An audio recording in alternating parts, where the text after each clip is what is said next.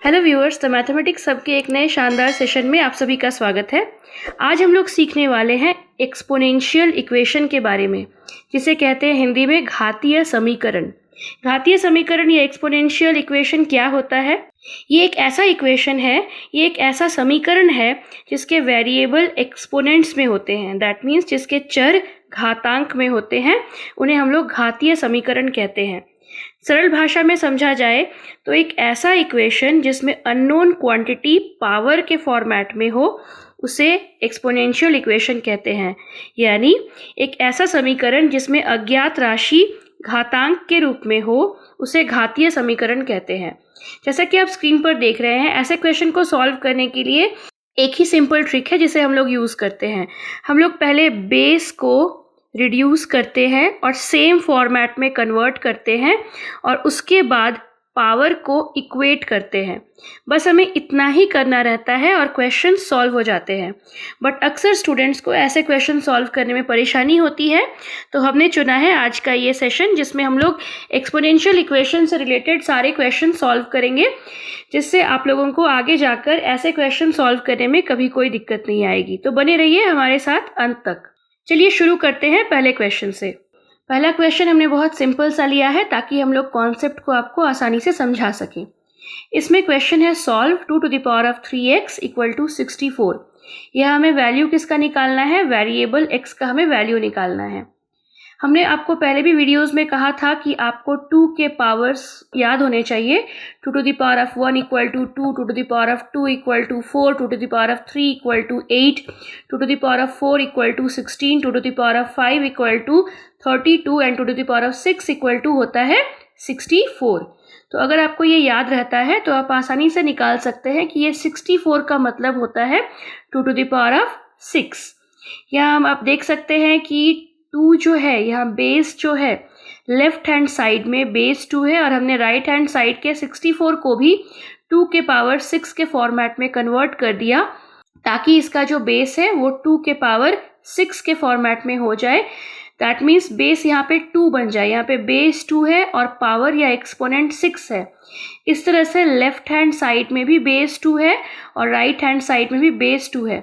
अगर हम लोग बेस को रिड्यूस करें तो हमारा पावर जो है इक्वेट कर सकते हैं, यानी इंडिसेस को हम लोग इक्वेट कर सकते हैं। तो बेस सेम है, यहाँ पे हम लोग पावर को इक्वेट करेंगे तो हो जाएगा 3x equal to 6, जिसको आगे सिंप्लीफाई करेंगे तो हमें मिलेगा 3 2 6 मीन्स x का वैल्यू जो है यहाँ पे 2 है, which is our required answer. चलिए अब बढ़ते हैं दूसरे एग्जाम्पल की ओर। ये क्वेश्चन जो आप स्क्रीन पर देख रहे हैं ये कुछ इस तरह है। 3 का पावर है 2x minus 3 और राइट हैंड साइड में है क्यूब रूट ऑफ 3। यानी यहाँ पे दिया हुआ है लेफ्ट हैंड साइड में 3 का पावर 2x minus 3 जो कि इक्वल है क्यूब रूट ऑफ 3 के, और हमें कैलकुलेट करना है किसका वैल्यू? x का वैल्यू। तो ऐसे क्वेश्चंस को सॉल्व कैसे करें? सबसे पहले we know that nth root of a equal to a का पावर 1/n। सो इसलिए क्यूब रूट ऑफ 3 का मतलब होता है 3 का पावर 1/3। तो हमने राइट हैंड साइड को इस सिंप्लीफाइड फॉर्मेट में लिख लिया। अब इतनी आसानी से आप देख सकते हैं कि लेफ्ट हैंड साइड का बेस भी 3 है और राइट हैंड साइड का बेस भी 3 है। तो लेफ्ट हैंड साइड और राइट हैंड साइड के बेस इक्वल होने पर हम लोग पावर को इक्वेट कर सकते हैं। दैट मीन्स हमारा पावर हो जाएगा, एक्सपोनेंट हो जाएगा 2x minus 3 which is equal to 1/3। अब ये मिल गया हमें एक लीनियर इक्वेशन के फॉर्म में, जहाँ से हम लोग x का वैल्यू बहुत ही आसानी से निकाल सकते हैं। सबसे पहले हमें क्या करना है, इस -3 को हम लोग राइट हैंड साइड में ले जाएंगे तो ये बन जाएगा +3। 1/3 + 3, 1/3 + 3 का वैल्यू होता है 10/3। 10/3 मिलने के बाद हमने क्या किया, या तो आप क्रॉस मल्टीप्लाई करके 2 को यहाँ डिनोमिनेटर या हर में ला सकते हैं, या फिर आप यहाँ पे 2x था तो आप बोथ साइड 2 से डिवाइड कर सकते हैं। Both are possible in both cases. हमारा जो फाइनल आंसर बन जाएगा वो हो जाएगा 10/3 × 2, जिसे फर्दर सिंप्लीफाई करने पर हमें मिलेगा x का वैल्यू 5/3। सो इस तरह से हमारा दूसरा क्वेश्चन का भी सॉल्यूशन निकल गया। चलिए अब बढ़ते हैं नेक्स्ट क्वेश्चन की ओर। अब हमने ऑर्डिनरी लेवल से थोड़ा एडवांस लेवल का क्वेश्चन लिया है। आप देख सकते हैं क्वेश्चन को स्क्रीन पर। यहाँ गिवन है 4 का power x square, 4 to the power of x square is to 4 to the power of x equal to 16 is to 1। और यहाँ पे हमें किसका वैल्यू कैलकुलेट करना है? x का वैल्यू हमें कैलकुलेट करना है। ऐसे क्वेश्चंस को सॉल्व करने के लिए सबसे पहले इस फॉर्म को सिंप्लीफाई करते हैं। सो इस टू को रिमूव करेंगे और हम लोग इसे 4 to the power of x square by 4 to the power of x के फॉर्मेट में लिखेंगे और राइट हैंड साइड में 16 को हम लोग लिख सकते हैं 4 का स्क्वायर बाई 1। अब आप आगे जानते हैं कि a to the power of m by a to the power of n equal to होता है a का पावर m माइनस n। ये हमने ऑलरेडी हमारे पहले वीडियो में सर्ड्स एंड इंडिसेस के पहले वीडियो में ये फॉर्मूला एक्सप्लेन कर दिया है। अगर किसी वजह से आपने वो वीडियो मिस कर दिया है तो आई बटन पर क्लिक करके अभी उस वीडियो को चेक कर लें ताकि सारा रूल्स आपको एक साथ मिल जाए। सो उस रूल को अप्लाई करने पर जो मैंने अभी स्क्रीन पर लिखा था उसे अप्लाई करने पर आपको मिलेगा 4 का power x square minus x equal to 4 का power 2 on the right side. Base यहाँ पे आप देख सकते हैं सेम हो गया 4, तो हम लोग अब पावर को इक्वेट कर सकते हैं। Therefore power of left hand side यानी x square minus x equal to power of right hand side यानी 2। अब इन्हें इक्वेट करके सॉल्व करने के लिए हमें इसको लेफ्ट हैंड साइड में लाना होगा। प्लस 2 को हम लेफ्ट हैंड साइड में लाएंगे तो ये बन जाएगा -2 साइन चेंज होने के बाद। अब इसे हम लोग फैक्टराइज करेंगे। फैक्टराइज करने के लिए जो मिडिल टर्म है उसे ब्रेक करेंगे। मिडिल टर्म को ब्रेक कैसे करते हैं इस पर एक्सप्लेन वीडियो आने वाले दिनों में हम लोग बनाने वाले हैं। तो इसके लिए अभी हमारे चैनल को सब्सक्राइब कर लीजिए ताकि कोई भी वीडियो कोई भी कॉन्सेप्ट आपसे मिस ना हो। X square minus 2x plus x, इस माइनस 2x प्लस एक्स को सिंप्लीफाई करने पर हमें मिलता है -x। और ये -2x प्लस एक्स हमें मिला कहाँ से? वो इस 2 के हेल्प से हमने ब्रेक करके बनाया। तो इस तरह से हम लोग आगे फैक्टराइज करेंगे। यहाँ पे x कॉमन है, x कॉमन लेने पर बचेगा x माइनस 2 और यहाँ पे कुछ भी कॉमन नहीं है तो हम लोग ले लेंगे कॉमन 1 को, बिकॉज 1 से तो हर नंबर को हम लोग मल्टीप्लाई करेंगे तो हमें मिलता है द नंबर इटसेल्फ। तो यहाँ पे हमने x से और 2 से 1 को कॉमन निकाला। 1 को कॉमन निकालने के बाद हमें मिला x माइनस 2।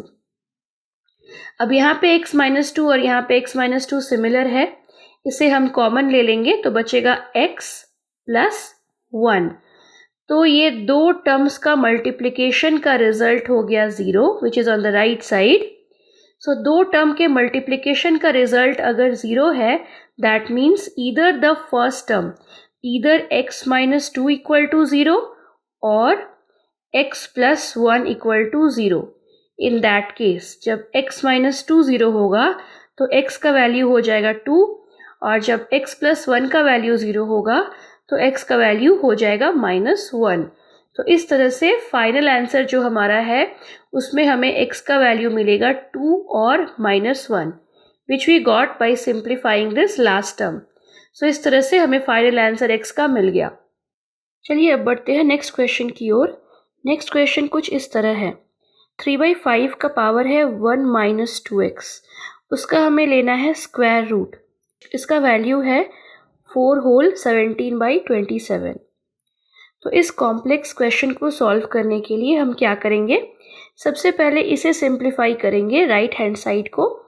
आप जानते हैं इसे सिंप्लीफाई करने का प्रोसेस हम लोग करते हैं 4 इंटू 27 प्लस 17/27 जिसका वैल्यू आ जाएगा 125/27।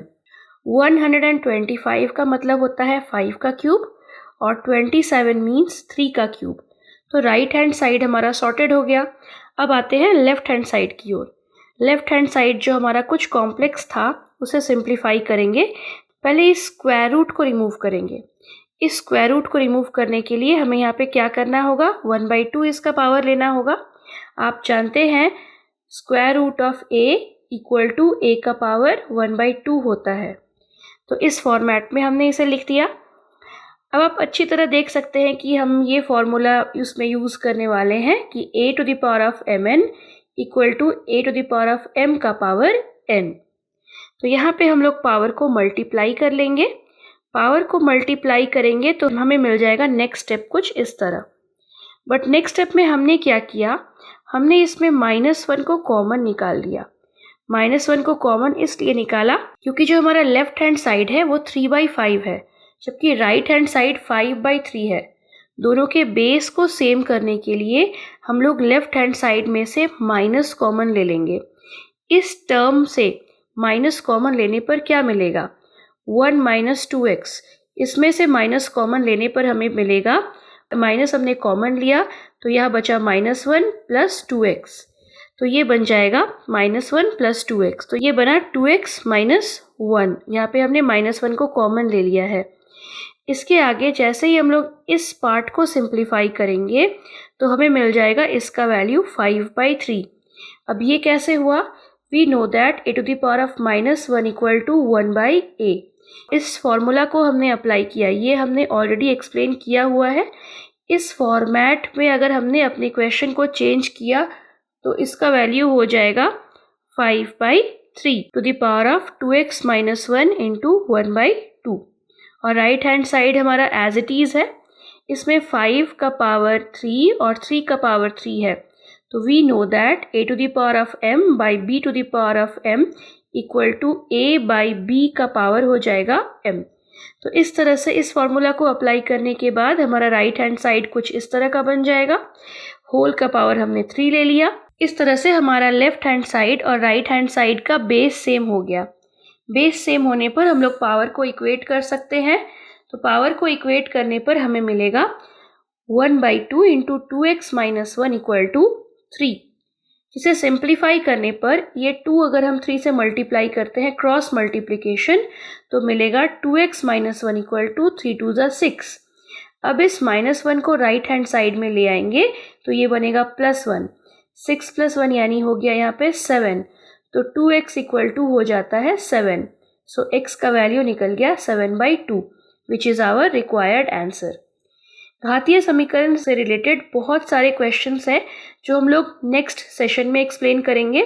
इसके लिए बने रहे हमारे चैनल के साथ, सब्सक्राइब करें द मैथमेटिक्स हब को और बेल आइकन को टैप करना ना भूलें। Thank you.